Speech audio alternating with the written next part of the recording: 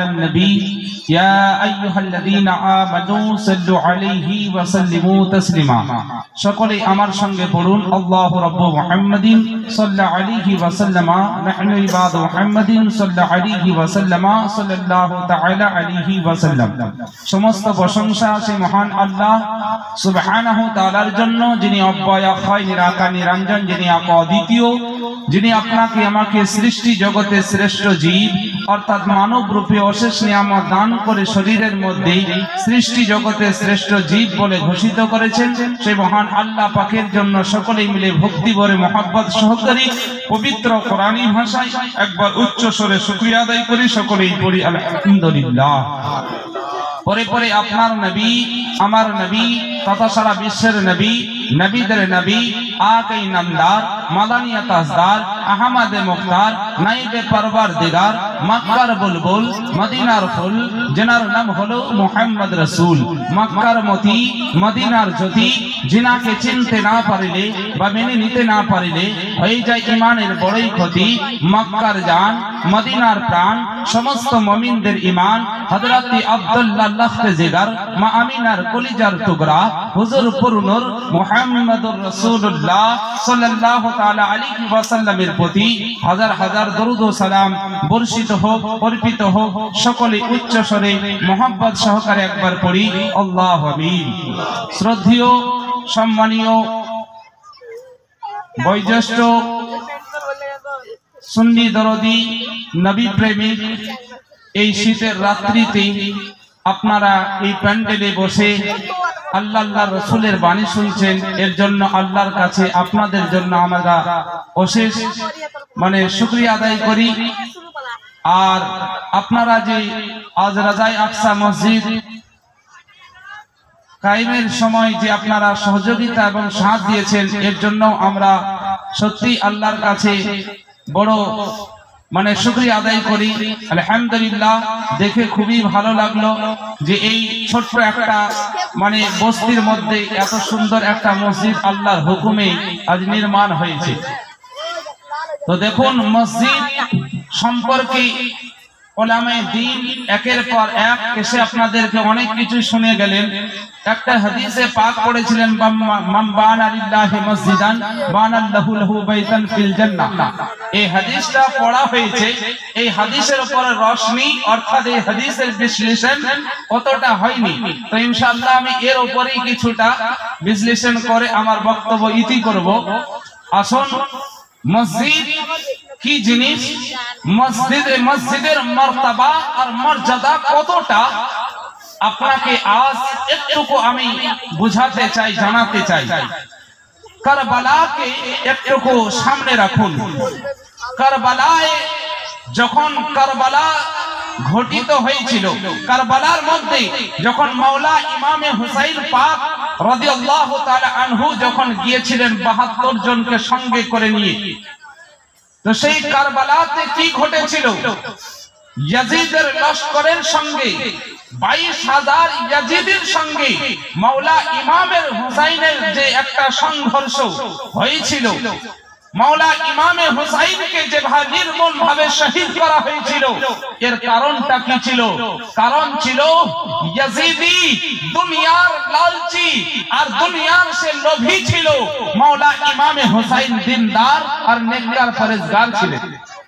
মাওলা ইমামে হুসাইন নবীর দেওয়া পথকে আপন করার জন্য কোরআনে কারীমের মধ্যে মহান আল্লাহ বলেন, মা আতাকুমুর রাসূল, নবী তোমাদেরকে যেটা দেন ওটা তোমরা গ্রহণ করো, ওটাকে তোমরা ধরে নাও। ফাখুযুহু ওয়া মা নাহাকুম আনহু ফান্তাহু, আর নবী যেগুলো তোমাদেরকে নিষেধ করেন সেখান থেকে তোমরা বিরত থাকো, দূরে থাকো। মাওলা ইমামে হুসাইন পাক বলতে আছেন, ইমামে হুসাইনকে কেউ জিজ্ঞাসা করছে যে হুসাইন তোমার পরিচয় কি, তোমার পরিচিতি কি, তুমি কে, তোমার নাম কি, তোমার আদর্শ কি, তোমাকে চিনব কি করে? মাওলা ইমামে হুসাইন বলছেন, শোনো, আমার নাম আর নবী, আমার নানার নাম হলো কোরআন, আর সেই কোরআনের ব্যাখ্যা তাফসীরের নাম হলো ইমামে হুসাইন। বলুন সুবহানাল্লাহ। নানার নাম হলো কোরআন আর কোরআনের তাফসীর আর ব্যাখ্যার নাম হলো হুসাইন। হুসাইন বলছে কেমন করে, বলছে কোরআনে কারীমের মধ্যে মহান আল্লাহ পাক বলছেন ওয়াস্তাঈনু বিস-সাবরি ওয়াস-সালাহ ইন্নাল্লাহা মা'আস সাবিরিন, যে ধৈর্যের সহকারে সবর করে যে নামাজ আদায় করে আর তার মধ্যে আল্লাহর কাছে সাহায্য প্রাপ্ত হয়, আল্লাহ তার সঙ্গের সাথী হয়ে আল্লাহ তাকে মদদ করে। তো এ তো নবী মুস্তাফা মানে আপনার বলে দিয়েছেন কোরআন, নবী মুস্তাফার নাম হলো কোরআন, কারণ কোরআন মানে কোরআন নবীকে আনেনি, নবী কোরআনকে এনেছেন। আরে মুসলমান, নবী যদি মক্কাতে ছিলেন তো কোরআন পিছনে মক্কাতে ছিলেন, নবী গারে হিরাতে গিয়েছেন, কোরআন পিছন গারে হিরাতে গিয়েছে, নবী মক্কা থেকে হিজরত করে মদিনা মুনাওয়ারা গেছেন, কোরআন পিছন মদিনাতে গিয়ে পৌঁছেছেন। বোঝা গেল কোরআন নবীকে আনেনি, নবী কোরআনকে এনেছেন, যার বদৌলতে নবী হলেন কোরআন, আর কোরআনের ব্যাখ্যা হলো মাওলা ইমামে হুসাইন। বলুন সুবহানাল্লাহ। মাওলা ইমামে হুসাইন কি রকম কোরআনের ব্যাখ্যা, কি রকম কোরআনের তাফসীর, নবী মাওলা ইমামে হুসাইন বলছেন আমার নানা বললেন যে সবর করো, ধৈর্যের মাধ্যমে নামাজের মাধ্যমে তুমি সবর করবে, আল্লাহর কাছ থেকে সাহায্য চাইবে, আল্লাহ তোমাকে সাহায্য দান করবে। তো মাওলা ইমামে হুসাইন বলছেন যখন আমি বাচপন অবস্থায় ছিলাম আমার নানা পর্দা নিয়ে নিলেন, আমি সবর করলাম, আমার মা ইন্তেকাল করেছেন, আমি সবর করেছি, আমার বাপকে শহীদ করা হয়েছে, আমি সবর করেছি, আমার বড় ভাই ইমামে হাসানকে বিষ পান করিয়ে তাকে শহীদ করা হয়েছে, আমি ইমামে হুসাইন সবর করেছি। কারবালার প্রান্তরে এসেছি, আমাকে ধোঁকা দিয়ে ডাকা হয়েছে, আমাকে ধোঁকা দিয়ে কারবালা পর্যন্ত আনা হয়েছে, আমার কাছে যুদ্ধ করার মতো ওই রকম কোনো প্রস্তুতি নেই, আমি নিজের ফ্যামিলি নিয়ে কারবালা পর্যন্ত এসেছি, আমাকে নামা পানি বন্ধ করা হয়েছে, আমি সবর করেছি, খাবার বন্ধ করা হয়েছে, আমি সবর করেছি, আমার বাচ্চাকে 3 দিন ধরে 3 রাত 3 দিন ধরে পানির জন্য তড়পানো হয়েছে, আমি সবর করেছি, কোচি আলী আসগরকে পানির পরিবর্তে তীর মেরেছে, আমি ইমামে হুসাইন সবর করেছি, আমার চোখের সামনে আমার জওয়ান বেটাকে টুকরো টুকরো করেছে, আমি সবর করেছি, আমার আলী আকবরকে তার মানে বিষাক্ত তলোয়ার দিয়ে মানে আঘাত করেছে, আমি সবর করেছি, এমন কি 72 খানা তীর শরীরের নেজা ছিদ্র এত হয়েছে গোনা যায়নি, পুরো জামার মধ্যে টুকরো টুকরো হয়ে পুরো বডি ছিদ্র হয়ে গেছে। জোহরের ওয়াক্ত জুম্মার ওয়াক্তে সারা দুনিয়ায় মাওলা ইমামে হুসাইন পাকের মানে মাথাতে এক জালিম এমন ভাবে পেশানি মোবারকে তীর মেরেছিল যে তীর আপনার মানে মাথার পেশানিতে ছিল, আল্লাহ জানেন কিভাবে তিনি সাজদা আদায় করেছেন। মাওলা ইমামে হুসাইন বলছেন দেখো আমার নানা বলে গিয়েছেন সবুরের মাধ্যমে নামাজ পড়ো, আল্লাহর কাছে সাহায্য চাও, আল্লাহ তোমাদের মাদদ করবে। আমার জন্ম শুরু হয়েছে সবুর দিয়ে আর জন্ম আমার জীবন শেষ হচ্ছে নামাজের সাজদা দিয়ে। বলুন সুবহানাল্লাহ। আরে মুসলমান, ও মাওলা ইমামে হুসাইন পাক কারবালার প্রান্তরে কোন জমির জন্য নয়, জায়দাতের জন্য নয়, গাড়ি বাড়ির জন্য নয়, ধন দৌলতের জন্য নয়, মুস্তাফা জানের রহমতের মানে শরীয়তে মুহাম্মাদের হিফাজতের জন্য, আজাদ ইসলাম প্রত্যেক মুসলমানের বাড়িতে পৌঁছে দেওয়ার জন্য, নামাজের হেফাজতের জন্য, রোজার হেফাজতের জন্য, তিলাওয়াত কোরআনের হেফাজতের জন্য, দ্বীন ইসলামের হেফাজতের জন্য মাওলা ইমামে হুসাইন নিজের সমস্ত শরীরের রক্তকে কারবালাতে দিয়ে আপনার সমস্ত পেপাসা তৃষ্ণাকে দূর করে দিয়ে আজাদ ইসলাম আপনার আমার হাতে তুলে দিয়েছে।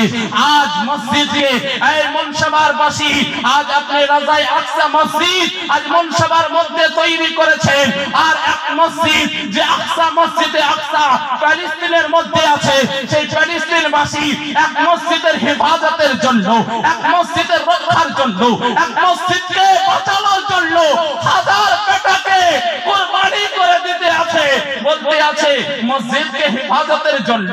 বেটার লাশকে দেখার কি দরকার, জওয়ানের লাশকে দেখার কি দরকার, স্বামীর লাশকে দেখার কি দরকার, ঘরকে উজড়ানোর কি দরকার।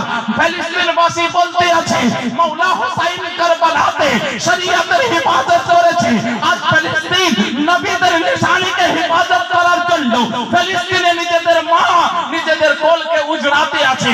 বলছে কেন?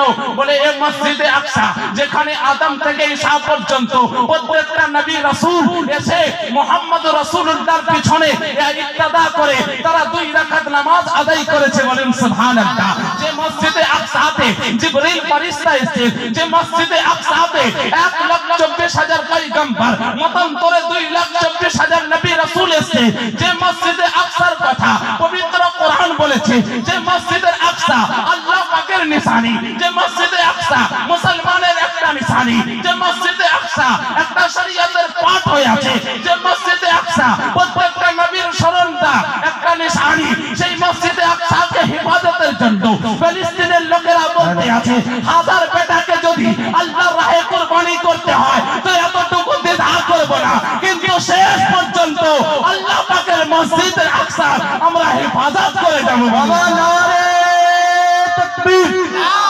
নারে তাকবীর, নারে রিসালাত, নারে রিসালাত, দ্বীন ইসলাম, হযরতুল আল্লামা মাওলানা মুফতি মাহিরুল ইসলাম সাহেব, নারে তাকবীর, নারে রিসালাত।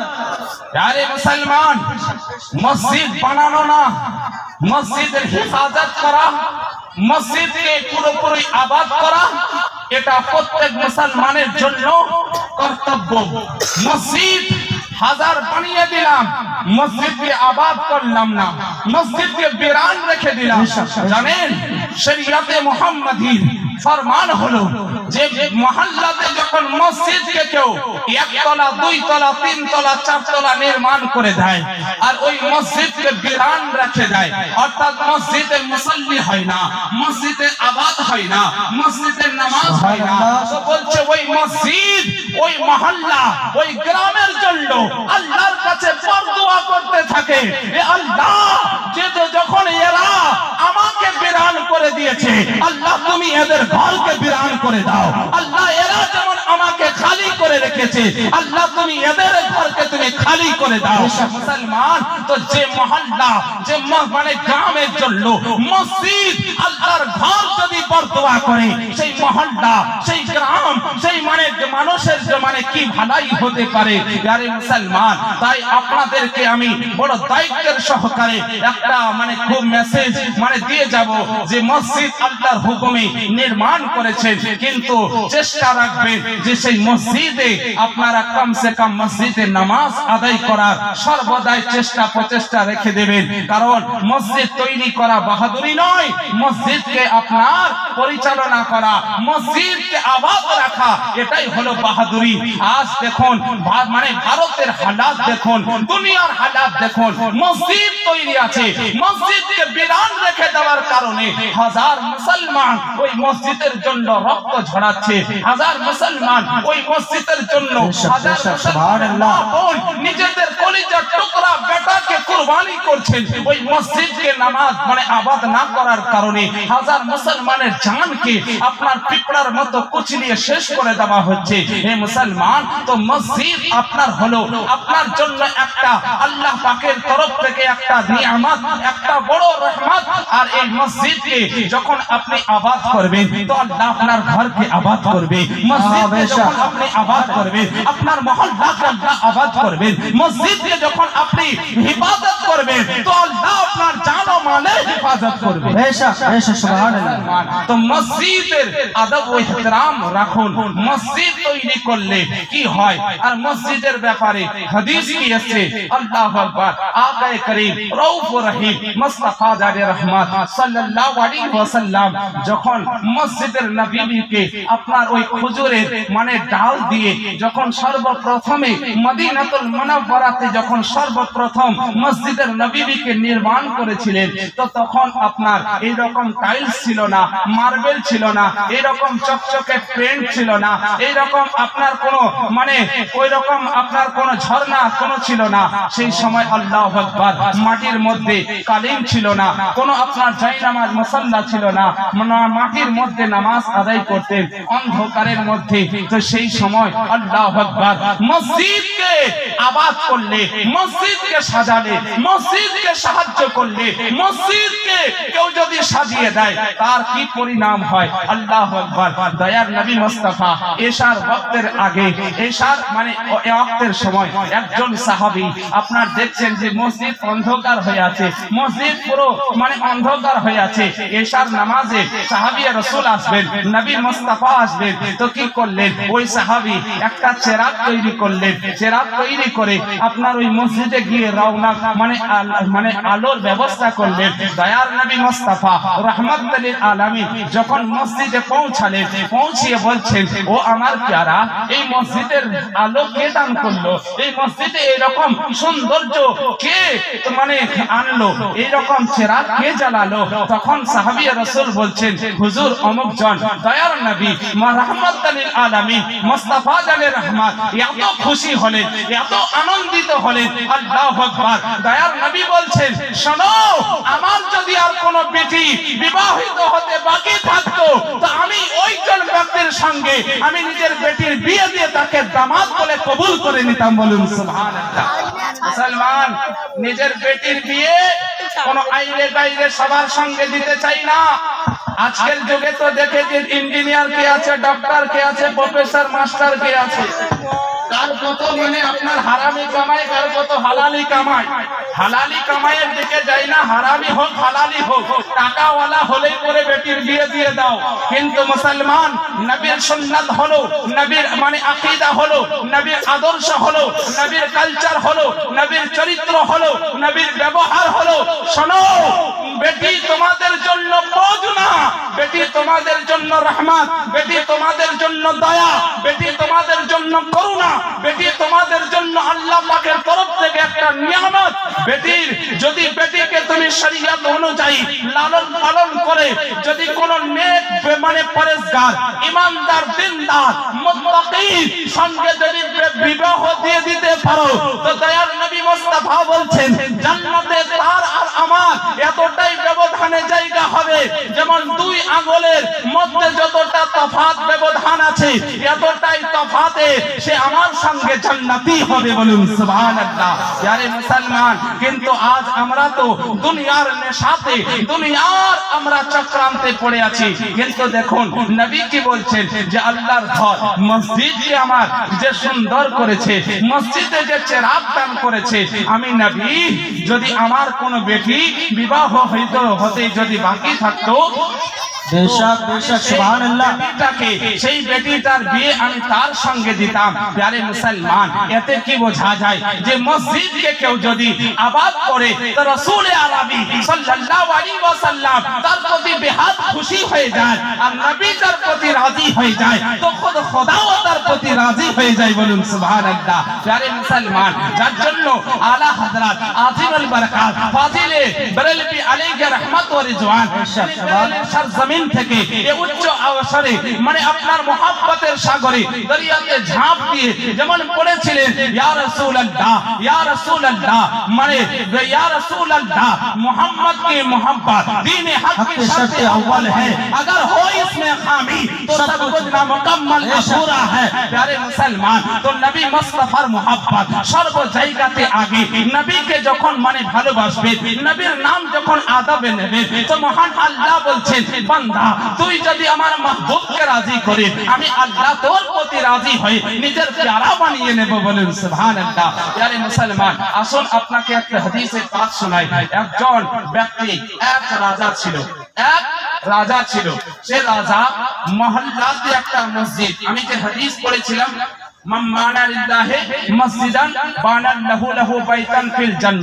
কেউ যদি দুনিয়াতে একটা মসজিদ নির্মাণ করে তো আখিরাতে জান্নাতে আল্লাহ তার জন্য একটা মহান একটা প্রাসাদ নির্মাণ করে।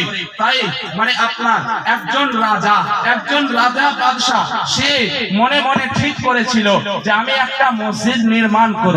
সুবহানাল্লাহ। মসজিদকে নির্মাণ করার জন্য তিনি মাল মাত্রা যা ছিল সব লাগিয়েছেন এবং নিজের যতদূর পর্যন্ত রাজত্বর মানে আন্ডারে যারা পড়ে তাদেরকে এই এলান আর বার্তা জানিয়ে দিয়েছিল যে আমি এই মসজিদ নির্মাণ একাই করব, এখানে কারোর 5 পয়সা কোনো চাঁদা নেব না, আর কেউ আমাকে চাঁদা দিতে এসে আমাকে কেউ মজবুর আর বাধ্য করবেন না, আমি কারোর চাঁদা চাই না, আমি একাই এই মসজিদকে নির্মাণ করব। এই রকম বলে তিনি ঘোষণা করলেন।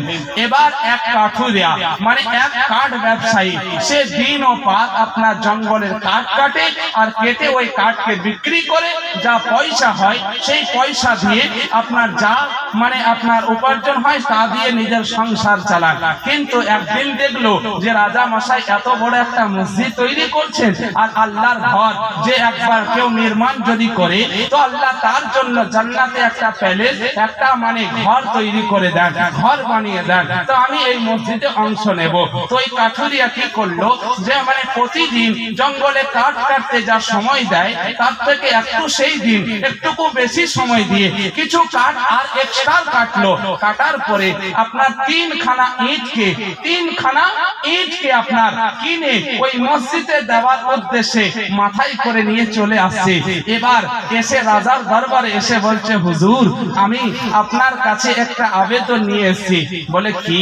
বলছে হুজুর আমি আপনি যে মসজিদ নির্মাণ করছেন আমি এই মসজিদে একটুকু অংশ নিতে চাই, আমি এই মসজিদে একটুকু হাত বাড়াতে চাই, আমি একটুকু সহযোগিতার হাত বাড়াতে চাই। মানে ওই বাদশা বলছেন, বাবা আপনি কি আমার ঘোষণা শুনেননি, আপনি কি আমার এলান শুনেননি? বলে কি? বলছে যে আমি তো বলেছিলাম পুরো রাজত্ব আমার যতদূর পর্যন্ত মানে আয়ত্তে পড়ে আমি সব জায়গাতে আমি এলান করেছিলাম যে এই মসজিদ আমি একাই নির্মাণ করব, এতে কারোর কাছ থেকে 5 টাকা সহযোগিতা নেব না। তো বাবা আমি আপনার দান কবুল করতে পারবো না। বলে হুজুর মাত্র তো 3টে ইট আমি নিয়েছি, এই 3টে ইট কবুল করুন। বলছে না না আমি কোনো মতেই কবুল করতে পারি না। ওই কাঠুরিয়া কি করলো মানে নিয়ত, যার যেই রকম নিয়ত হবে তার সেই রকম আমল হবে। আমলের কর্মের উপরে নিয়ত ডিপেন্ড করে না, বরঞ্চ নিয়তের উপরে কর্ম ডিপেন্ড করে। নিয়ত যদি ভালো হয় কর্ম অবশ্যই ভালো হবে, আর নিয়ত যদি খারাপ হয় কর্ম হাজার যদি ভালো হয় কর্মের কোনো ফল পাওয়া যাবে না, নিয়তের পাওয়া যাবে। কাঠুরিয়া আপনার বড় নিয়ত করেছিল আমি এই মসজিদে আমি আমার ইটখানা লাগাবো। কাঠুরিয়া কি করলো? ওই ইটখানা কাঠের সঙ্গে বেঁধে নিল, বেঁধে নেবার পরে মাথার উপরে তুলে নিল, তুলে নিয়ে যেই জায়গাতে রাজার ইট জমা ছিল মসজিদ নির্মাণের জন্য ওই জায়গাতে বাহানা করে পায়ের ধাক্কা লাগার বজুঠি লাগার বাহানা করে নিজের ওই ইটের আর কাঠের বোঝাখানা ফেলে দিল। ফেলে দেওয়ার পরে ওই তার মাথাতে যেই 3খানা ইট ছিল রাজা ইটের সঙ্গে মিলিয়ে দিয়ে কাঠের বোঝাখানাকে বেঁধে নিয়ে আবার মাথার উপরে সে নিজের বাড়ি চলে গেল। প্যারে মুসলমান রাজা বর্ণনা করছে আমি স্বপ্ন দেখছি, রাত্রি বেলায় স্বপ্ন দেখছি যে আল্লাহ পাক জান্নাতে মসজিদ বানানোর জন্য দুনিয়াতে মসজিদ তৈরি করার জন্য আল্লাহ পাক জান্নাতে আমার জন্য একটা খুব সৌন্দর্য প্যালেস একটা বড় মহল তৈরি করেছে। ঠিক অপোজিট সাইডে আমারই বাড়ির মতো আর একজনের একটা বাংলো ওই রকম তৈরি হয়ে আছে। আমি আল্লাহকে জিজ্ঞাসা করলাম, আল্লাহ হে গো খোদাবন্দে কুদ্দুস ও গো মালিক ও মুখতার, আল্লাহ গো তুমি বলে দাও এই প্যালেস এই মহল্লা এই মানে রাজপ্রাসাদটা কার জন্য? মহান আল্লাহ পাক বলেন, ও আমার বান্দা তুই যে দুনিয়াতে মসজিদ নির্মাণ করেছিস তার জন্য আমি আল্লাহ তোর জন্য জান্নাতে একটা মহল নির্মাণ করে দিয়েছি। বলছে আল্লাহ সেটা তো বুঝলাম, কিন্তু আমার এই প্রাসাদের সামনে ঠিক আমার মতোই আর একটা যে বাড়ি রয়েছে আর একটা যে বাংলো রয়েছে আল্লাহ ওই বাড়ির মালিক কে একটুকু বলে দাও। মহান আল্লাহ তখন বলতে আছেন, এ বাদশা এই আমার বান্দা শোন, অমুক দিন এক কাঠুরে তোর কাছে 3খানা ইট নিয়ে এসেছিল এই মসজিদে লাগানোর জন্য, তুই তাকে কবুল করিসনি? বলে হুজুর না না। বলে আল্লাহ গো কবুল করিনি। মহান আল্লাহ বলছেন বান্দা শোন, ওর নিয়ত ছিল আমি আল্লাহর ঘর মসজিদকে নির্মাণ করার জন্য আল্লাহ আমাকে যে রকম সাধ্য দেবে, আমাকে যেই রকম ক্ষমতা দান করবে, আমি সেই রকম সাধ্য অনুযায়ী আল্লাহর ঘর নির্মাণ করার জন্য আমি সাহায্যের হাত বাড়িয়ে দেব। কিন্তু তার ক্ষমতা অনুযায়ী সে 3খানা ইট কিনেছিল, আর সেই 3খানা ইট কি সে ফিরিয়ে নিয়ে চলে গিয়েছিল? বলে আল্লাহ সে তো ফেরত নিয়ে চলে গিয়েছিল। বলে ওরে বান্দা, না না, সে ফেরত নিয়ে যায়নি, সে নিয়ত করেছিল মসজিদে লাগাবো বলে। তো সে কোন রকম বাহানা করে এই রকম পদ্ধতিতে তোমার ইটের সঙ্গে তার ইটকে মিলিয়ে দিয়েছে, আর আমি আল্লাহ তার দানকে কবুল করে নিয়েছি। আমি আল্লাহ তার দানকে কবুল করে আমি মহল আর জান্নাতে তার জন্য একটা প্রাসাদ আর মহল বানিয়েছি। মুসলমান বলার বক্তব্য হলো মসজিদে সুবহানাল্লাহ ইয়া রাসূলুল্লাহ। আচ্ছা আচ্ছা, তো প্যারে মুসলমান, মসজিদে যে দান করে তার দান কখনো জায় হয় না, বেকার হয় না। আল্লাহর ঘর মসজিদে যদি 1খানা ইট দান করে বা 1 বস্তা সিমেন্ট দান করে, কিয়ামত পর্যন্ত যতদিন ওই মসজিদ আপনার বাকি থাকবে, অবশিষ্ট থাকবে, তার আমলনামাতে সাদকায়ে জারিয়া সমতুল্য নেকি তার আমলনামাতে লেখা হবে, চালু থাকবে। আছেন এমন কোন বাপ যে মসজিদকে নির্মাণ করার জন্য 1000 টাকা 5 জন পাঞ্জাতনের নামে 5 জন 1000 করে টাকা দেবে? এমন কোন ব্যক্তি? আল্লাহর ঘর মসজিদকে আপনাদেরকে হাদিস শোনালাম, অনেকেই তো অনেক দান করেছেন। আজ আমি দেখতে চাই আশিকে রাসূল মনকাতনের মোহাব্বতে, নবী ও রাসূলের মোহাব্বতে 1000 করে টাকা 5 জন ভাইয়ের কাছে চাই, 5000 টাকা, 1000 করে টাকা। আছেন এমন কেউ? আল্লাহর ওয়াস্তে নবীর মোহাব্বতে আজ এই রাসূলুল্লাহর মানে মেহরাবে যদি কেউ আল্লাহর ওয়াস্তে 1000 টাকা দান করে, আল্লাহ পাক তার অবশ্যই এর বেনিফিট, এর কিয়ামতে আপনাকে এর আল্লাহ দেবেন। আসুন একজন ব্যক্তি 1000 টাকা, একজন ব্যক্তি আছেন কেউ? একজন ব্যক্তি 1000 টাকা 5 জনের কাছে চাই, খুব বেশি আমি দেব না। আল্লাহর সামিম শেখ, সুবহানাল্লাহ সুবহানাল্লাহ, নারে তাকবীর, নারে রিসালাত। সামিম শেখ 1000 টাকার দাতা, আল্লাহ বরপাকুড়িয়া বাড়ি। সুবহানাল্লাহ, আল্লাহু আকবার। যে মানে যোগ্য বাপের যোগ্য ছেলে 1000 টাকা এই মসজিদে রাজায়ে আকসাতে দান করেছেন। ওগো খোদা দয়াময় পাক বাড়ি দাতা, যে উদ্দেশ্যে দান করে গেল তার হাতে দিও তুমি জান্নাতের খাতা। ওগো খোদা দয়াময় দয়া যে করিও, তাদের আত্মীয় স্বজনকে বকশিয়ে তুমি জান্নাত নসিব করিও। মাওলা মানে কিবা জানি কিবা বলি, দোয়ার বাকি জানি, মর হয়ে দোয়া করবেন সাইয়্যিদা তাহিরা ফাতেমা জননী, আমিন।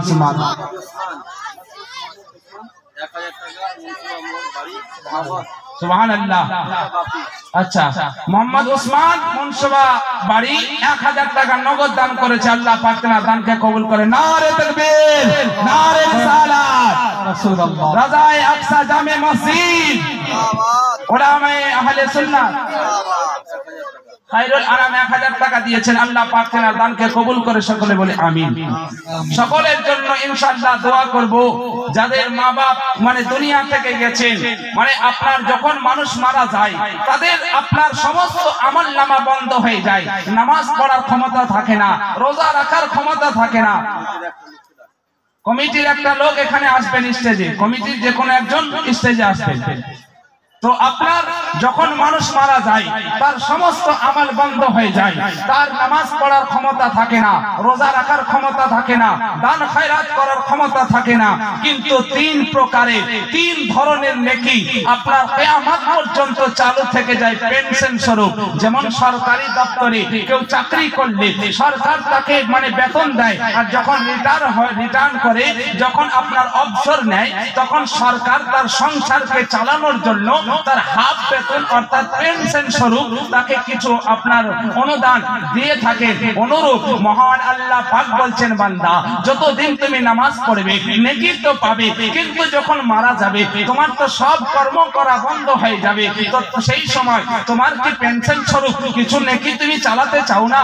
বলে আল্লাহ হ্যাঁ চালাতে চাই। বলে বান্দা তাহলে 3 ধরনের কোন কাজ দুনিয়াতে করে এসো, আমি আল্লাহ পেনশন স্বরূপ নেকি তোমার কবর পর্যন্ত পর্যন্ত সেটাকে আমি জারি রেখে দেব। বলুন সুবহানাল্লাহ, সুবহানাল্লাহ। তিনজন হয়েছে, আর এখনো দুইজন বাকি আছে। তিনজন হয়েছে, দুইজন বাকি আছে।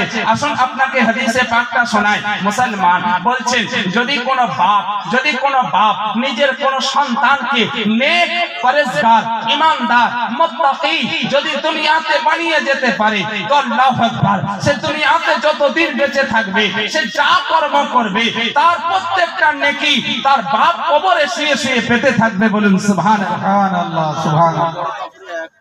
মোহাম্মদ জামিরুল বড়পাকুড়িয়া থেকে 1000 টাকা দিয়েছেন। সুবহানাল্লাহ, নারে তাকবীর, নারে রিসালাত। জামিরুল সাহেব 1000 টাকার দাতা। আল্লাহ পাক তার দানকে কবুল করে সকলে বলে আমিন। চারজন হয়েছে, আর একজন দরকার। তো আসুন, আপনার বলতেছিলাম তো যোগ্য কোরআনে কারীমের মধ্যে আল্লাহ পাক বলছেন, ওয়া আলামু আন্নাল আমওয়ালুকুম ওয়া আওলাদুকুম ফিতনা। হে মানব, তোমরা জেনে নাও তোমাদেরকে আমি আল্লাহ দুটো নিয়ামত দান করেছি, যার নাম হলো, এক হলো আওলাদ আর দ্বিতীয় হলো দৌলত।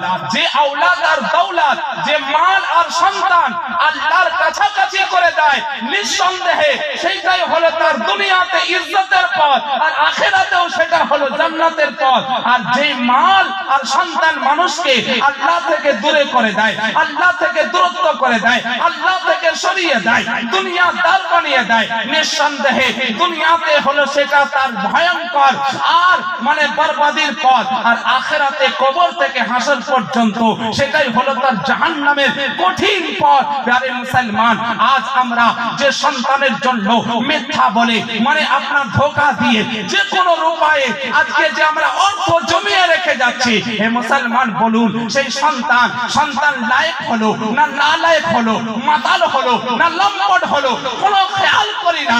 দিনদার হলো না পরেজগার হলো, কোনো তাওয়াক্কুল করি না। কিন্তু মুসলমান, যেমন বলা হয়েছে, সন্তান যদি নেক হয় তার নেকি মা বাপ কবরে পেতে থাকবে, কিন্তু তার উল্টোটাও, সন্তান যদি মাতাল হয় তার গুনাহটা মা বাপ কবরে পেতে থাকবে।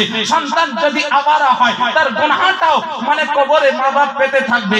কোরআন বলে, ওয়াকুর রব্বিরহামহুমা কামা রাব্বায়ানি সগীরা।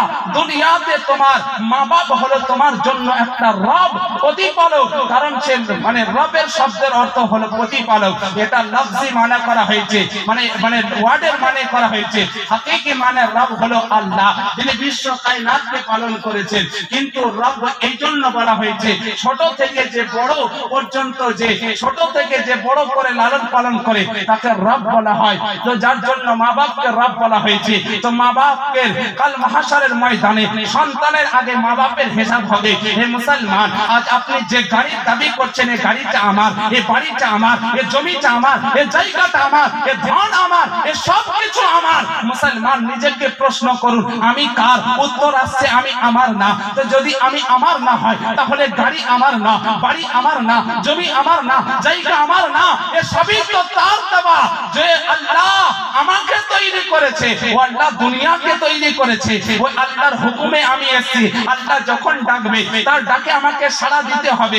মুসলমান, তো আমরা সেই সময় যখন সাড়া দেব, তো যে সন্তানের জন্য বিল্ডিং করে যাচ্ছেন, ব্যাংক ব্যালেন্স করে যাচ্ছেন, ওই সন্তান আপনার শেষ জানাজাটুকু পড়ার ক্ষমতা রাখে? আপনাকে মাটি দেওয়ার সময় ওই 3টে দোয়া পড়ার ক্ষমতা রাখে? দুনিয়া দেখবে যে তার যোগ্য বেটা এসছে, তার যোগ্য এডুকেটেড বেটা এসছে, জানাজাতে শামিল হয়েছে, বাপের জন্য দোয়া করছে, কিন্তু বেটা জানছে আমি বাপকে ধোঁকা দিচ্ছি, আর বাপ জানছে বেটা আমাকে ধোঁকা দিচ্ছে। কারণ আমি লায়েক তৈরি করিনি, না লায়েক তৈরি করেছি। সে ওযু করার তরিকা জানে না, তো জানাজার দোয়া কি করে পড়বে? হে মুসলমান, আজ দুনিয়াতে এখনো পর্যন্ত তো যে সন্তান তোমার যাকে সারা দুনিয়া দিয়ে এলে, সে সময় মরার টাইমে যদি তোমার শেষ 3টে দোয়া পড়ার যদি ক্ষমতা না থাকে, তোমার জন্য হাত তুলে আল্লাহর কাছে কান্না করার তরিকাটা যদি না জানে, তো তোমার মতো এত দুর্ভাগ্যবান আর এত দুর্ভাগ্যবান পিতা আর তোমার থেকে দুনিয়াতে কে আছে? যার যোগ্য ছেলে ছেলে থাকার পরেও সে ছেলের দোয়া পায় না, যার যোগ্য ছেলে থাকার পরেও সে ছেলের কাছ থেকে গোসলখানাও পায় না। হে মুসলমান, তো কার অহংকার করেন, কার ঘমন্ড করেন, কার তাকাব্বুর করেন যে আমি আমার মানে বিল্ডিং ওয়ারিস রেখে এসেছি? আরে ওয়ারিস তো তারই হয় যে দুনিয়াতে মানে ছেড়ে যাওয়ার পরে নিজের সন্তান নিজের মা বাপকে মনে রাখে যে আমার মা বাপ কবরে চলে গেছে, কিছু না হলে জুম্মার দিনে মা বাপের কবরটা তো জিয়ারত করে আসি। এটাই হলো যোগ্য ছেলের আলামত। মুসলমান, যে ছেলে বাপকে গোসল দেওয়ার ক্ষমতা রাখে, যে ছেলে বাপের জানাজা পড়ার ক্ষমতা রাখে, যে ছেলে মানে মা বাপের কবর জিয়ারত করার ক্ষমতা রাখে, সেইটা হলো দুনিয়া মানে আপনার উজ্জ্বল প্রদীপ। প্রিয় মুসলমান, আকায়ে করিম রউফুর রহিম মুস্তাফা জানে রহমান সাল্লাল্লাহু আলাইহি ওয়াসাল্লাম বলে যে কেউ ব্যক্তি দুনিয়াতে নেক আওলাদ ছেড়ে আসবে, তো সে দুনিয়াতে যতদিন আপনার নেক কর্ম করবে, তার আমাল, তার কর্ম, তার নেকি তার মা বাপ কবরে পেতে থাকবে। দ্বিতীয়, যদি কেউ ভালো মানে শিক্ষা কাউকে দিয়ে আসে, তো আপনি নামাজ পড়তে জানেন, দ্বিতীয় কেউ নামাজ পড়তে জানে না, ওকে যদি নামাজের দাওয়াত দিয়ে, নামাজের শিক্ষা দিয়ে ওকে যদি নামাজ ধরাতে পারে, তো সে যতদিন নামাজ পড়বে তার নেকিটা আপনি কবরে পেতে থাকবেন। আর তৃতীয়, যদি কোনো ব্যক্তি দুনিয়াতে কোনো উন্নয়ন করে যায়, যেমন মসজিদ নির্মাণ করে যায়, মাদ্রাসা নির্মাণ করে যায়, কোন জায়গাতে গ্রাম ঢোকার জন্য রাস্তা নাই, রাস্তা নির্মাণ করে দেয়, কোন জায়গাতে পানির ব্যবস্থা নাই, পানির ব্যবস্থা করে দেয়, এই সমস্ত নেক কাজ যদি কেউ করে দেয়, তো যতদিন পর্যন্ত ওই জিনিসটা দুনিয়াতে থাকবে তার নেকি সে কবরে তার আমল নামাতে পেনশন স্বরূপ অ্যাড হতেই থাকবে। বলুন সুবহানাল্লাহ। আরে মুসলমান, তো আসুন সাদকায়ে জারিয়া পেনশন স্বরূপ নেকিকে চালানোর জন্য আমি 5 জনের কাছে চেয়েছিলাম, 4 জন হয়েছে 1000 করে, যদি 1000 মুশকিল হচ্ছে 2 জন ভাই 500 করে, 2 জন ভাই 500 করে। মা বোনদেরকেও বলছি, আপনারা ভাবিয়েন না যে আমাদেরকে চাই না তো আমরা দেব না। আল্লাহর ওয়াস্তে আল্লাহর ঘর মসজিদে যদি দেন, এ কর্ম নিজের মাগো। আজ আপনার স্বামী আছে মানে স্বামী আছে, যতদিন আপনার দিলের মধ্যে জান আছে, যখনই জান বেরিয়ে যাবে, আত্মা বেরিয়ে যাবে, তখন সব কিছু সম্পর্ক বিচ্ছিন্ন করে আপনাকে আমাকে ওই 3.5 হাত কবরে রেখে আসবে, যেখানে কেউ যাবে না। হে মুসলমান, তো এই মিথ্যা দুনিয়ার মানে মায়াতে পড়ে ধন আর আওলাদের মোহাব্বত নয়, বরঞ্চ রাসূলুল্লাহ আর আল্লাহর মোহাব্বত দিলে বসিয়ে দেন। বলেন সুবহানাল্লাহ। এই দেখেন দিয়েছেন আমার বোন 500 টাকা, নেন 500 টাকা নিয়ে আসেন, 500 টাকা। জাহাঙ্গীর ভাইয়ের আপেল ভাইয়ের বোন, যাই হোক আল্লাহ পাক 500 টাকা দান করেছেন। আল্লাহ পাকের মানে ঘরে আল্লাহ পাক দানকে তার কবুল করে, তার মনে ইচ্ছাকে আশাকে যেন পূরণ করে। সুবহানাল্লাহ। সাইফুল ইসলাম বরপাকুড়িয়া থেকে 500 টাকা দান করেছে, আল্লাহ পাক তার দানকে কবুল করে, সকলে বলো আমিন। আরে মুসলমান, আসুন আজ আপনাদেরকে আমি আর একটা হাদিসে পাক শোনাবো। তার আগে আমি আগেই বললাম যে আপনি দুনিয়াতে যদি সন্তানকে যদি আপনি মানে তৈরি করে যান, যদি সন্তানকে আপনি দুনিয়াতে যদি নেক ভাবে পরবারিশ করে যান, তার নেকি কবরে পেতে থাকবেন। এই জন্য তো কোন কবি বলতে আছে কি যে আজ আপনার আমার হালাত আর মানে সন্তানের অবস্থা বর্ণনা করছে কি, ছিল কত আদরের মা বাবা আমার, কেমন আছে তারা কবর মাঝে, ছিল কত আদরের মা বাবা আমার, কেমন আছে তারা কবর মাঝে, সে খবর আজ জানা, আমিও তো চলে যাব বেলায় বেলায়, বিদায় বেলায় মরে দিও গো দেখা,